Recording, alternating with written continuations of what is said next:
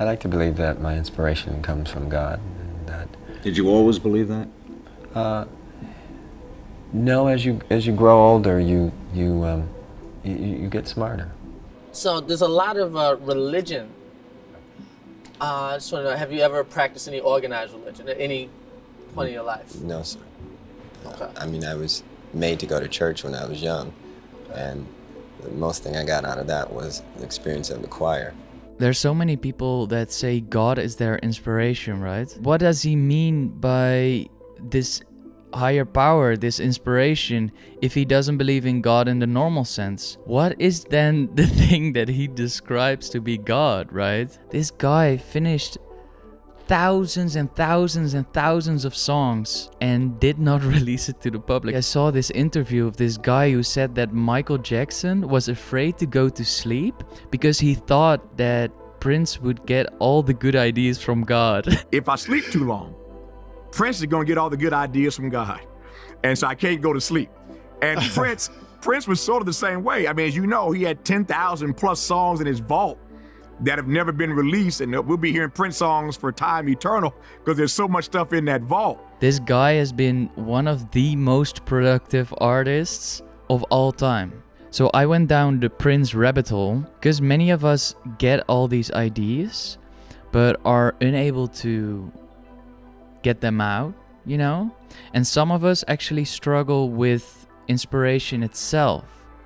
So in this video I want to address these two parts and how he does this so well. What was his limitless source of inspiration? Is creativity just about remixing things that you've seen and turning them into something new? Or is it actually possible to have a connection or an inspiration or a talking to a higher power? Is this actually something that we can all get to? Or is this some bullshit? I want to know because I'm a creative. I believe I have found some real answers for you. I'm the type of person that likes to look at things for exactly the way they are. I don't look back much at all. I try to stay in the now and live in the now. I think it keeps you young. As you guys might know, I'm kind of a spiritually curious person. I have dabbled with some psychedelics, with some spiritual seeking myself. Hearing him talk this way really screams spirituality to me. Like almost kind of new agey, right? With the third eye stuff and meditation and yoga and all that kind of stuff. Well, let's say you're different. As compared to what? As compared to most people in, let's say, show business, you're an unusual person. Most people don't get famous with one name and then change it, right? Would you say? What's the story of that, by the way? Well, I had searched deep within my heart and spirit, and I wanted to make a change and move to a new plateau in my life. And one of the ways in which I did that was to change my name. It sort of divorced me from the past and all the hang-ups that go along with it. Seeing him renouncing his name, his identification, really screams spirituality in a different way. But I believe he knows something that us mere mortals don't know. I'm determined to figure out what that is. And I think if we look at him through this lens, not through the Christianity lens, just through the spiritual integrated person as he was, I think we can learn a lot from him. And I think this forces us to look at creativity different than we have been taught in school, right? Because in school I was taught that creativity was just creating a hybrid of other people's work, right? But as you see right now, like with the advent of AI, I actually studied AI, and the only thing that AI does is mixing and matching other people's work because it's trained on all this data, right? And I feel like they're like AI misses that spark, that true originality. So what is the actual difference between people who create truly original stuff and people who just are making hybrids of other people's work, right? I think Prince is a prime example. If you take a look at how he worked, it was just living in the studio. And all this inspiration came from himself. Like, of course he had inspirations and influences of music growing up, but I believe this was just more that he admired the actual qualities in the people that he admired. And he actually talked about this too in an interview. I use Stevie Wonder as an inspiration, whom I look up to a great deal, just for the way that he crafted music and his connection to the spirit. So where the hell does this inspiration come from? And how can we get some of it ourselves, right? Because this video was born out of me struggling with creating videos. I was doing something wrong. There was something wrong with the way I was creating because it didn't feel good anymore. Like, the excitement was gone. It was fast, but it was so mechanized and it was so based on what I thought other people wanted. I had some success with 2 or 3 videos that I released, and then I just wanted to repeat that success, so I made videos in the same niche, and then they just flopped. And I was starting to create from the wrong place. And watching Prince's videos actually solved that. I made a persona, and I made the video to appeal to that specific persona. But it just felt wrong. It felt not really authentic, and it was not a video that I truly wanted to make from like an intrinsic place, right? And I didn't realize that this was only the beginning of a story that goes to the deepest parts of reality. So I needed to get back to working on something because I wanted to make it, not something that I thought would work well. Actually, this was only level 1 of what Prince really taught me. Like, it needs to come from an intrinsic place. It really needs to come from your own excitement, your own desire to make something, right? He actually says that if it's not coming from a true place, it doesn't really work. Well, I've always known that God was my creator, and that without him, nothing works. It works to a point, and then it just kind of deteriorates. Entropy takes place. Like, I was making videos about clarity, but this is also very mechanistic. It's really structured and process-based, and what I didn't realize is that I was getting lost in optimizing with tactics, with storytelling techniques, with retention hacks, with all this stuff that is helpful, but it's not a goal in itself, right? It's like, if you only focus on process and clarity and structure, yes, the video goes out fast, but it doesn't have, it's kind of dry then, right? It doesn't have that feel towards it, right? So all these tactics, I needed to let that go, and it was actually more difficult than I anticipated. And because of that, I called a friend because it needed a feminine touch. It needed to be more about feeling. So in the last 7 years, I've talked maybe even 3,000 or 5,000 hours with this girl. And she helped me move back to such a true place in myself by solving my trauma, by solving my insecurities, helping me through some insane experiences on psychedelics that taught me also a lot. And I thought this was the right person to call to help me with this. So I wanted her to help me find my inner excitement and inner drive again for these videos, and actually not lose myself in tactics and structure and rules, you know. Is there a field? What did he mean? What does it mean for me? I want to tune into that field. I am someone who struggles with creativity.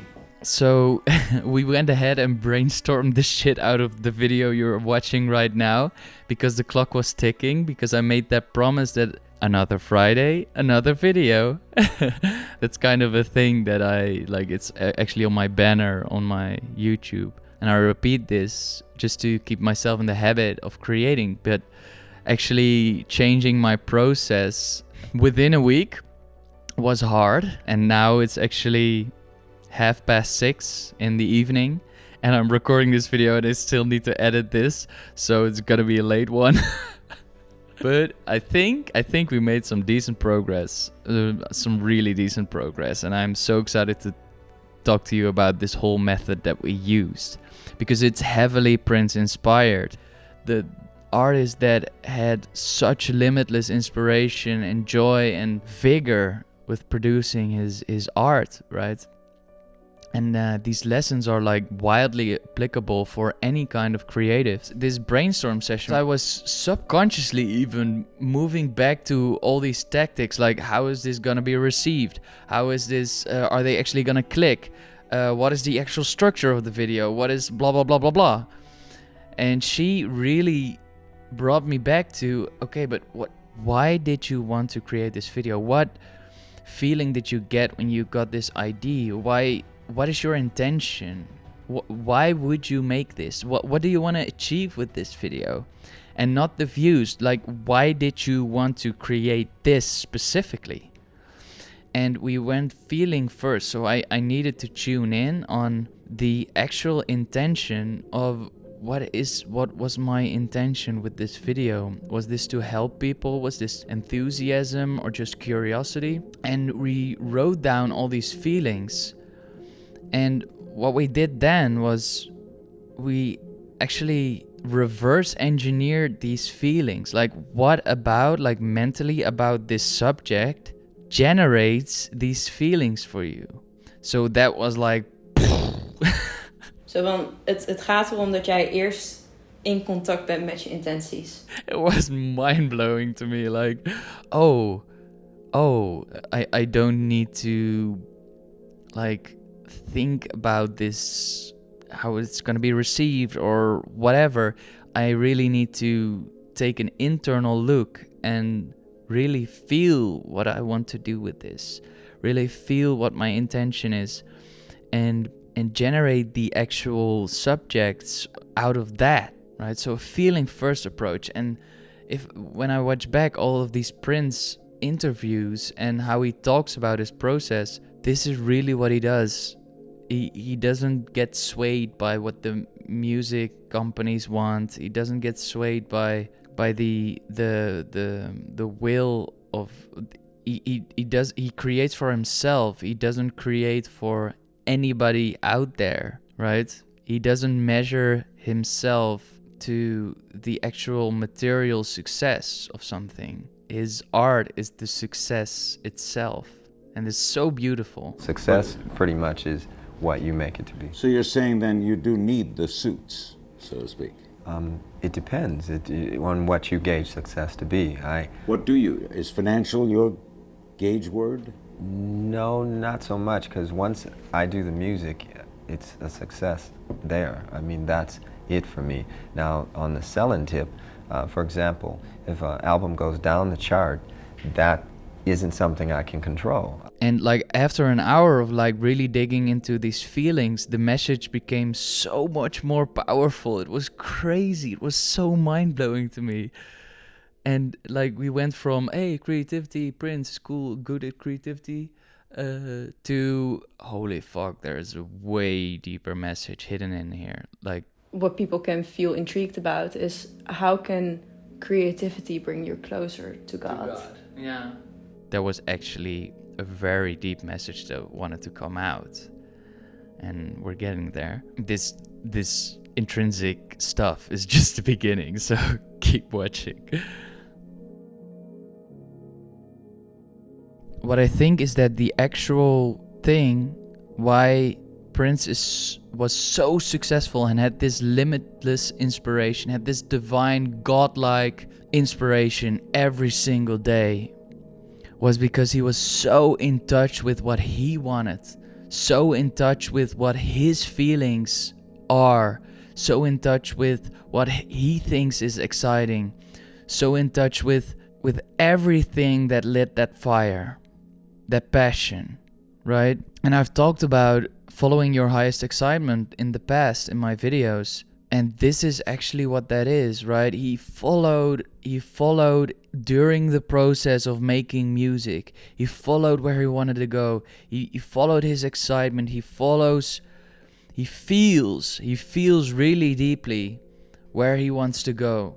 Being in touch with your own feelings, right? We needed to implement that in my own video process. So enthusiasm came back, the ideas were flowing again because of this intrinsic place, because of creating this outline for this video from an intrinsic place.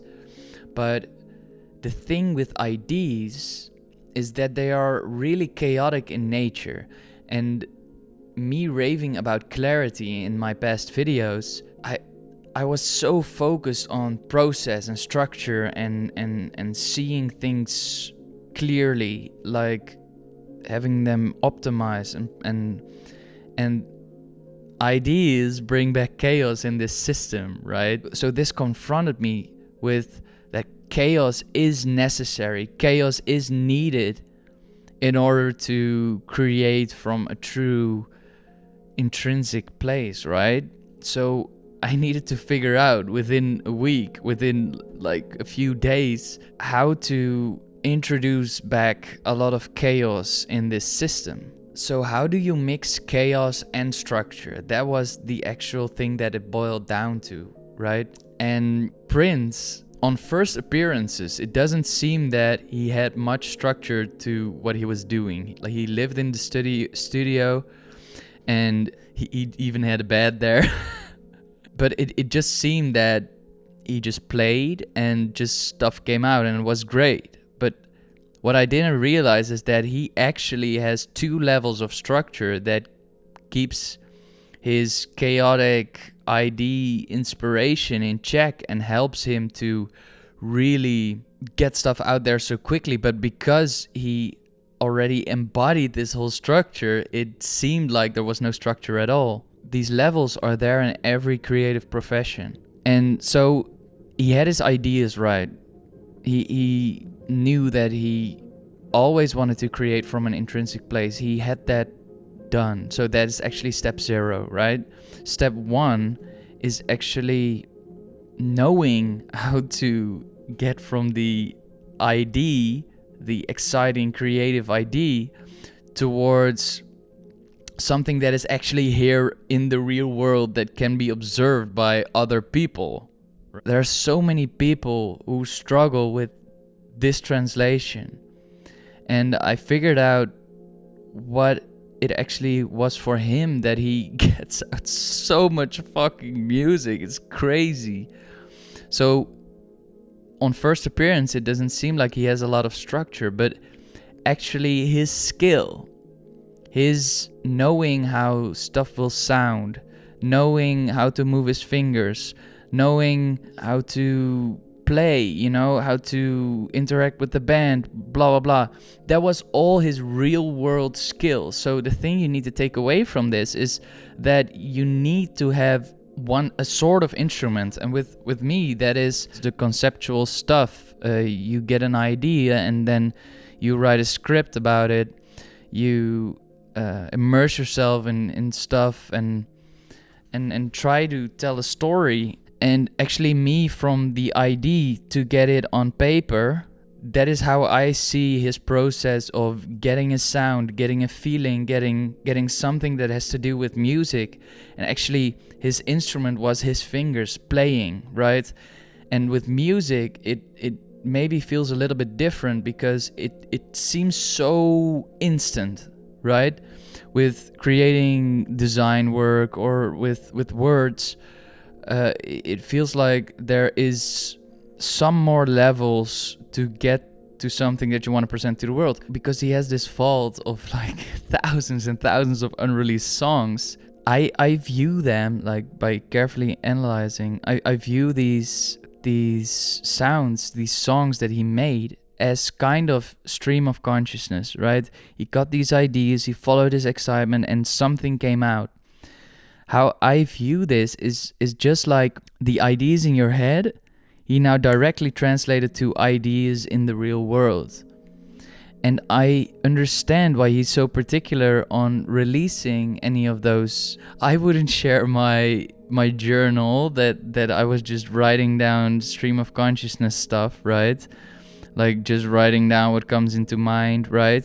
You have to organize that. And this is where this second level of structure comes in. Prince released so much music because he had the raw materials to work with. The raw materials was all these different songs, this stream of consciousness stuff, right? And he was so good at producing that because he was so in touch with his feelings. So he got the ideas right, and then he transferred the ideas to the outside world. But then he got another layer of structure on top of that by compiling these different ideas and mixing them into an album that had the same vibe, that was a work of art on its own, actually presentable to the real world. Like, hey, this is something I finished, this is something that I think is good. Because he was so in touch with what he thought was good. Like, if I just write down everything that comes to mind, I know myself that some of it is bullshit, right? And he knew that exactly the same with his music. So that was the second layer of structure. So studying Prince, I realized that every form of art needs to have structure. But I was lost in structure before. I thought it was all structure. I thought it was all process. It was all categorizing and rules and storytelling tactics. And I just lost the connection with myself, what I wanted to make. And if you see structure as, like, if you start with structure instead of divine inspiration, really getting in touch with your feelings, you just start producing structure, just structuring structure, right? Which gets so dry. It doesn't have the feel, you know? So when I translate this to my own field, making videos, this is just like my ideas I write down in a notepad, right? I make it real in the real world. I have this idea of making a video about creativity because I was inspired by a clip I saw of Prince, right? And then you need to make that real. You need to make that piece of inspiration. You need to let that grow. Yeah, that's what I tend to do in all the things that I do is, you know, the idea with art and inspiration is to try to let it grow and move forward. If there's stagnation, you can always come with something and cut through the maze. So it's about letting stuff grow, right? It's about letting stuff unfold. It's not about finding that inspiration. It's about letting the inspiration bubble up naturally. And if I get it right, if I let my spiritually curious mind wander for a second, I really believe that there is this deeper reality. There is this deeper reality that can only be accessed by feeling. That's the place where ideas come from. That is the thing that separates us from machines, that separates us from artificial intelligence. If I go even deeper, I am now working with a foundation that gives a platform to many scientists, very, very great scientists all around the world that are moving from the materialist worldview where everything is matter and that consciousness and creativity all arises from these interactions with brain neurons, all these brain cells, that consciousness, our sense of self, our creativity all comes from those physical interactions. That is the materialist worldview. But every year there are more scientists that move away from that worldview, that say that consciousness was there before there was actual matter. That consciousness, awareness, the observer, does not originate in these complex patterns of brain cells in the brain, but that it was there before matter actually existed. So if you zoom down in matter, and you see molecules and atoms and stuff, there is this deeper layer that is aware, that is mental, not the mental as in concepts and whatever, but consciousness, awareness. There is some sort of deeper reality that is below matter that connects us all, and that this experience that we are conscious originates from there. That yes, thoughts are being put in our head every second, but that the thing that listens to the thoughts is the actual deeper reality. And what this means for our creativity stuff is that there are signs that point to a bridge between the physical world and the spiritual world. Call it God, call it whatever, call it spirit, call it source. That there are quantum interactions, and please don't pin this on me because I'm not a quantum physicist, but there are signs that point to that this is the place where inspiration comes from. This is the place where feeling and experience comes from. And that's what separates us from AI, from an algorithm that just mixes and matches information. Yes, our brain can do that, but where does true originality come from? From feeling, right? From experience. And I believe this is what made Prince so damn successful. This is what he used in order to translate these ideas that live in this deeper reality to the real world. And I believe that our brain is the gateway to this deeper reality. And I believe that the brain is not where consciousness and these ideas originate, and that we can get to this deeper reality through feeling, through the heart, through whatever spiritual teachers and what the common denominator in all religion is. It is this deeper reality. It is this reality where we're all one, where we're all connected. Call it quantum, call it source, call it oneness, whatever.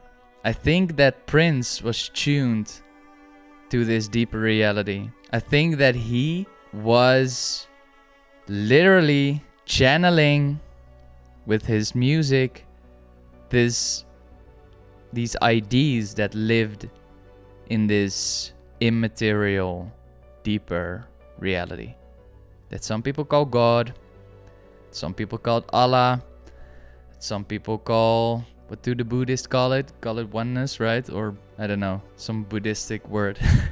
But yeah, I think that is the magic that everybody sees in these great artists. Artists like Michael Jackson, artists like Prince, and many, many, many, many more. And I aim to be one of them that gets this inspiration from a deep place and get in touch with my deeper reality and create from there, because it feels so good. It feels so good to create from there, to create from the mind, just like what do people want to see. It really feels heavy to me, and really creating from this inner place, it also explains to me why he was so ferocious in creating, right? Because it feels so good to create from that place. Time disappears and you become, and this is also like getting into flow state and having all this energy, right? I feel like that's all signs that you're connected with this deeper reality. So studying Prince and my own experience, I have generated 5 lessons that I think are important to share to help you on your journey of creating from an inner place, creating from a deep place, from your intrinsic motivation and excitement and curiosity. And that is, number one, it starts with a problem. And that is when I'm laying in my bed and I am trying to fall asleep. Suddenly, all these ideas come in my mind. And why can't I fucking have these ideas during the day, right? And I believe that I found the answer. And that is because when you're laying in your bed at night, you start focusing on your inner world. All the distractions in the outer world disappear. The lights are out, right? You're just staring at your own eyelids. And the only place you start to go is in. And all these ideas start bubbling up, right? And when you're like going around in the world, like doing stuff, everything is focused on the outer world. So you are distracted. The outer world is louder than your inner world. So what I do is I take time to process the day. I take time to shut out the outer world and stare at my ceiling for a while and just go through all these ideas and write them down before I actually lay in my bed, because then you get it all out and then you can actually, like, it's still a work in progress, but this is actually what I think is the best tactic. It helps, but it's still hard because, man, I get a lot of ideas. I get a lot of ideas. So it's a work in progress, but I think that is the right tactic right now. So lesson 2, and I think this is already apparent like throughout the whole video: create for yourself, not for others. Don't create anything what others want to see from you. Create from your own place, your own intrinsic motivation and your own curiosity. Lesson 3, friction of getting ideas from your mind, from your inner world to the outer world is solved by friction. It's solved by skill. The better you get at translating these ideas into the real world, into something that is present in the real world, whether it's writing down some stuff or whether it's speaking in your phone, writing your voice memo, or just singing, right? Or just playing some instruments. There is a step in every profession, every creative profession that you know about. Hey, I get an idea, I do this and this and this and this and this, and then it's out in the real world. The better you get in going through that process. I was at a point in my life where this process took me 3 months because I wasn't well skilled enough in talking to the camera, in getting a story clear, right? So I was just aimless and every step took super long, but this is just about your skills. Prince was obsessed with playing every instrument, and he just did it so much that eventually he got a clear channel from his ideas to the real world, right? And with me, it is an idea, create an outline, or select the concepts that elicit the emotions that I felt with the idea, and then order those concepts in a structure that makes sense to say something to the world, right? And then you sit down, talk to the camera, then you edit, like a lot of steps. And first I did that in 3 months, and now I do it in less than a week, right? Because I do one every week. So get those reps in. That is what the friction is, right? And I believe I chose the wrong fucking creative field to have a smooth process, because, man, it feels like music is like, it's so direct, right? From idea to getting something out there. But actually creating movies and creating these kind of things, it's so many fucking steps. So, yeah, couldn't blame myself that I was getting lost in structure for a while. So, next one. Lesson 4, you can't force creativity. Creativity, like finding something, finding inspiration, that act itself, like trying to force something to happen, is the actual trap that prevents you from getting the inspiration that you want. So if you're stuck, if you're blank, you're trying to force something to happen, you're not surrendering and letting the thing bubble up by itself, right? You're trying to force writing stuff and focusing your attention outwards, while you should let go and focus your attention inwards. What is happening in my body right now? What does that elicit in me? Maybe you should work through some issues you have first, and then you're empty enough to be able to hear that inspiration, right? There is this little voice that gets drowned out by all the things you're worrying about, whatever, and this attachment to outcomes, this attachment like, I need to write right now, right? That prevents you from being a clear pathway for these ideas to emerge. So don't seek it, right? And the actual seeking is blocking it from coming in. So that's lesson 4. Lesson 5. When you are truly in the moment when you create, time starts to slow down. This is already what I was talking about, right? This being in the moment, this being in this creative flow. This is what it is, right? This is when time disappears. This feels so good, right? And in this state, you feel so amazing. You feel so purposeful. You feel so in line with what you're supposed to do. And you have this insane creativity, focus, and in my opinion, this is because we are connecting with this deeper reality that is highly spiritual, that is highly feeling based, that is deep, right? That is curious, loving, open, and all these other things. What I've written down is it is spiritual, creative, curious, emotional, experiential, and loving in its essence. And I feel like those are really the core things that we connect to in this deeper reality when we are creating stuff, truly creating original stuff. Right?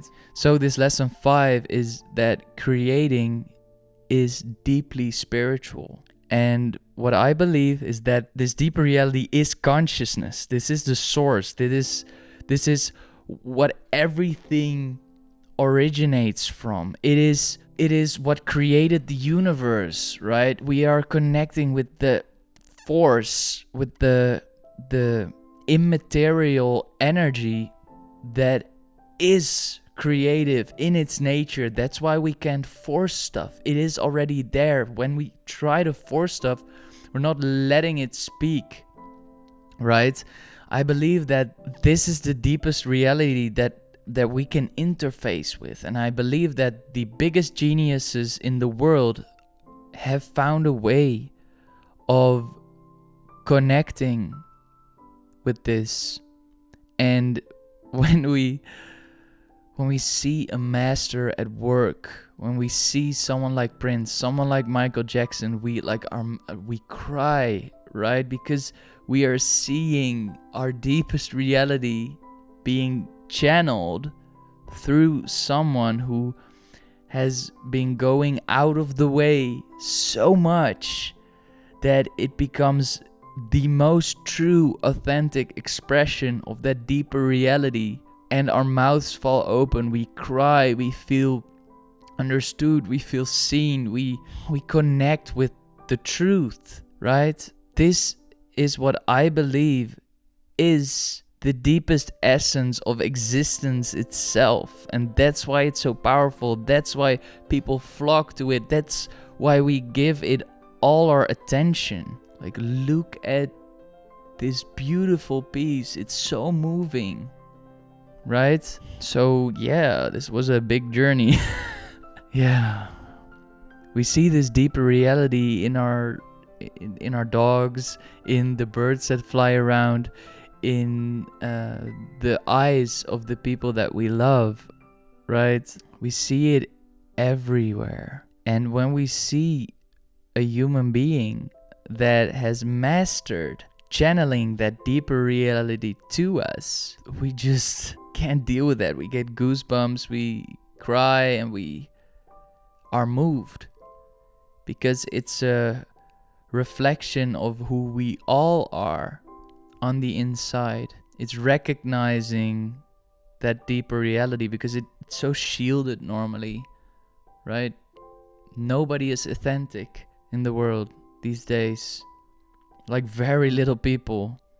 You also see these spiritual teachers, right? These spiritual gurus that have emptied themselves so much of worry and blah, blah, blah, that some people just look these people in the eyes and just fall to their knees, right? They are embodying this spiritual reality that is going on, and call it God, call it whatever you want, call it source. But I believe this is where existence originated from. It is curious. It wants to know itself, right? And this is also like with all of these scientists, right? These scientists are waking up to this fact. These scientists are like, I actually filmed so many productions. If you're interested in this, I highly recommend watching Essentia Foundation. That's a YouTube channel that I work with. They are actually changing science. They're actually changing science to reflect this deep reality that consciousness is there first and then matter exists. I know it sounds very weird, but this is fucking what religion has been talking about for millennia, right? And now it's actually coming to science. And we can use this knowledge to create and to move people and to feel the best, right? Because we want to be in line with the truth. That is what I get driven by, right? So thank you so much for watching, and see you next Friday. Now I need to edit. It's gonna be a late one, so maybe it's a Saturday. But yeah, this is time is also just a concept. So see you next week.